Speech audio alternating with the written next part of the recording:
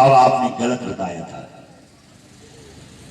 क्योंकि मैं अपने समाज अपने राष्ट्र के लिए काम करता हूं और कोई आत्मविश्वास के साथ करता। हमारे ऋषि महर्षियों ने जो तप करके जो सूत्र दिया वो गलत कभी हो नहीं सकता है। विश्वास है उसके ऊपर।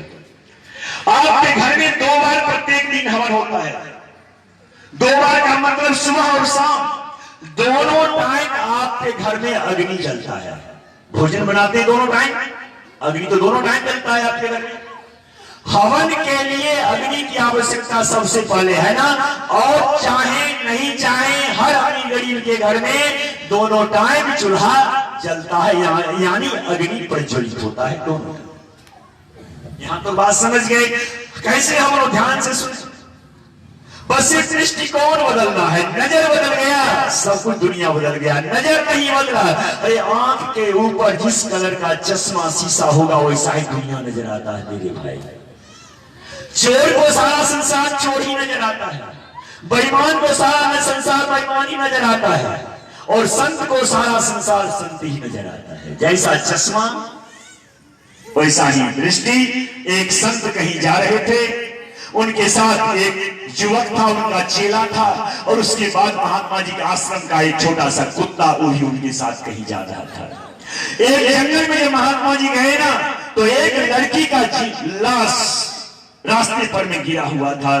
महात्मा जी जब देखे लड़की के लाश को तो बहुत चिंतित हो जाते हैं, अफसोस करने लगते, मेरे पास समय नहीं है। अगर मेरे पास समय होता तो मैं इस लड़की का दाह संस्कार करके जाता, लेकिन समयाभाव के कारण महात्मा जी क्या करते हैं, अपने देह पर से चादर उतारते हैं, उस लड़की के लाश को ढक करके आगे बढ़ जाते हैं महात्मा जी। उनके पीछे एक नौजवान लड़का, उनका चेला जा रहा था। वो चेला कपड़ा हटाकर लड़की का मुख देखा और उसके मन में विकार आया, काश अगर ये लड़की कितनी खूबसूरत है, अगर ये जिंदा रहती तो मैं इसके साथ विवाह कर लेता है। एक लाश।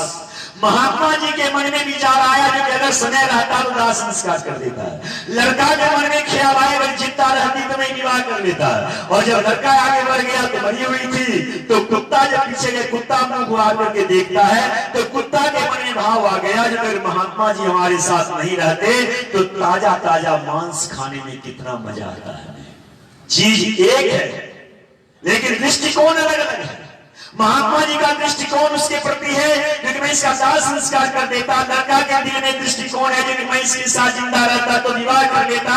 और कुत्ता के मन भाव आता गई अगर महात्मा जी साथ में नहीं रहते ताजा ताजा सुंदर मांस खाने में कितना मजा आता है। एक चीज दृष्टि है। तो जिसके आंख पर जैसा चश्मा चढ़ा हुआ रहता है ना वैसा ही दुनिया में सबको दिखाई पड़ता है। इसमें कहीं किसी पर का कोई संदेह नहीं है। इसलिए हम सभी आदमी जो कथा श्रवण कर रहे हैं एकदम शांत भाव से सुने। मैं आपके घर में कहा आप तिल जो घी शंकर आपके पास नहीं है कोई बात नहीं है, लेकिन अग्नि तो चूल्हा तो रोटी बनाने के लिए चावल बनाने के लिए आपके घर में जलता है दोनों टाइम चूल्हा। अब दृष्टिकोण क्या बदलना है। आपके पति दारू पीते हैं, आपके पति घर में कोहराम मचाए हुए हैं, आपका बेटा नशाबाज है, आपका बेटा आपको अपमान करता है, आपका गाली देता है, आपके घर में अशांति पैदा कर दी, आपकी बेटी कुमार हो गई, आपकी बहू आपका गाना नहीं मानती है, घर में अशांति का साम्राज्य है। तो इसी हवन से देखें आपके घर में कैसे सुख शांति आ जाए। 1 महीना 30 दिन का व्रत में देकर के जाए और 30 दिन इस प्रयोग को करके देखें कैसे आपके घर में शांति आ जाती है। जब आप भोजन बनाने के लिए बैठे ना तो फिर दृष्टिकोण को बदल लें। दृष्टिकोण क्या बदलना है। जब आटा रोटी के लिए सानने लगे ना तो आपके मन में यह भाव होना चाहिए कि यह खाना नहीं बना रहे हैं, यह भगवान के भोग लगाने के लिए प्रसाद बना रहे हैं। भाव चेंज होनी चाहिए। आप देखिए जरा सोचे आपके घर में पचफोरना जीरा और क्या क्या मसाला देकर के सब्जी और दाल बनाते हैं आप, जिसके खाने से गैस्ट्रिक हो जाता है।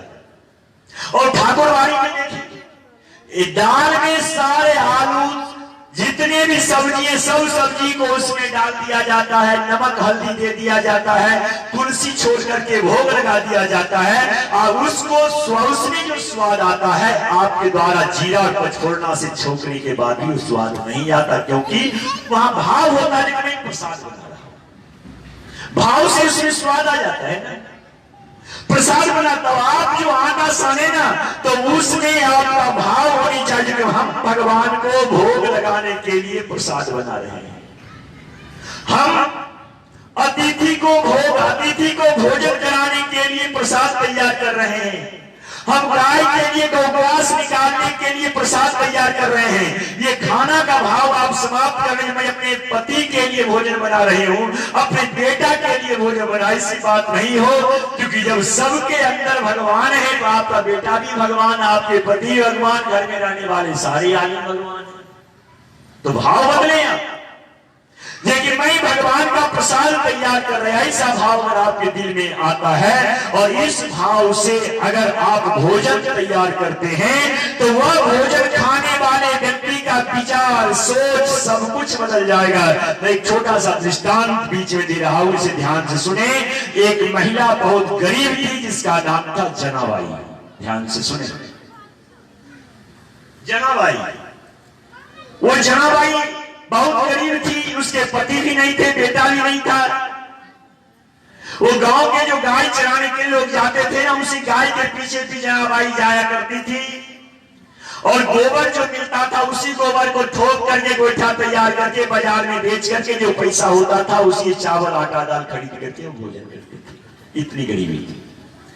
एक दिन की घटना, कोई दुष्ट लड़का क्या किया, उसके सारे गोईठा को उठा करके भाग गया, और जनाबाई बाजार जाने लगी तो गोईठा उसका नहीं था। वो सोची आज मैं कैसे भोजन करूंगी, तो कंप्लेन लेकर के जनाबाई उस गांव के जो राजा थे उनके पास चली जाती है, और राजा से कहती, राजन मेरा गोईठा कोई दुष्ट ले लिया है, मैं उसी को बेच करके भोजन करती थी, चावल आटा दाल लेकर के, आज मैं क्या भोजन करूंगी, इसलिए आप हमारे गोईठा जैसे भी हो कहीं से व्यवस्था करके मेरा गोईठा